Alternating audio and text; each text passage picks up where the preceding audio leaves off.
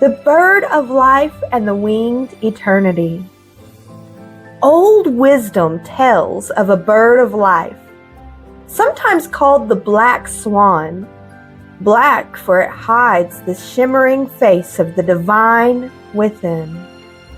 Life moves as that bird moves, laying down seasons, birthing beginnings from endings, weaving the wheel that turns and turns. Symbols of wings and wills whisper that time flows ever forward, renewing all that it touches. To ride the bird of life is to rise above those endless circles. Imagine a great shining bird lifting you high, with your faith as the reins in your hands. Hold fast, for while you keep that faith, no power on earth can steal your light. It's your cord back to eternity. The vision of the bird of life shows the soul's journey through the vast cycles of existence. But how do we understand this great truth within ourselves? For that, we turn to a much simpler symbol, one so small we use it every day without even noticing.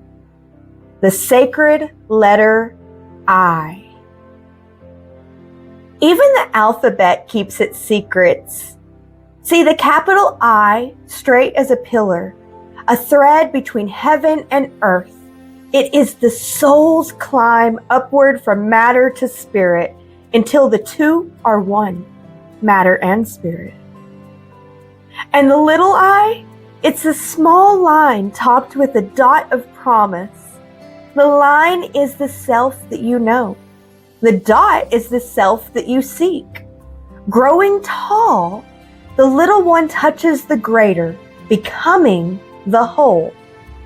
So you see, even the smallest letter carries the seed of your divinity. Picture, if you will, a golden eye upon a canvas of deep shadow, how the gold gleams against the dark. The shadow is your little self. It's not made to shine, but to make the light of the higher self blaze all the brighter. Even the unawakened know they must believe in themselves. But true victory comes when you lift that belief even higher, away from the anxious little self toward the eternal self that cannot fail. The art of mastery lies in wedding the passing self to the silent thinker, the oversoul, the great self within. Your personality is but a shadow on the wall. Its only purpose is to reflect the light behind it. Live from that truth, and much of your burdens will dissolve. For most of our suffering comes from grasping too tightly at what was not meant to last. The beating into nothingness. The old teachers spoke of soundless sound and a beating into nothingness. They were not warning of death, but of dissolving, the quiet undoing of the little self, so the eternal spirit may step forward unveiled. It may mean laying aside pursuits, possessions, and even affections that bind too tightly. But know this, the real chains are fear, pride, and hunger for recognition. Do not be fooled. Some speak lowly of themselves as though their unworthiness made them holy. Yet if the little self holds center stage, even in the smallest little bit, it rules still. Others dress themselves in visions and spiritual airs, gathering followers with tales of their own glory. But a true teacher wears no crown of the self. They let the divine speak, needing no applause. Stumble forward, the path of mastery. On this path you will stumble. You may even fall. But wonderful soul, do not waste precious breath staring at the place that you tripped.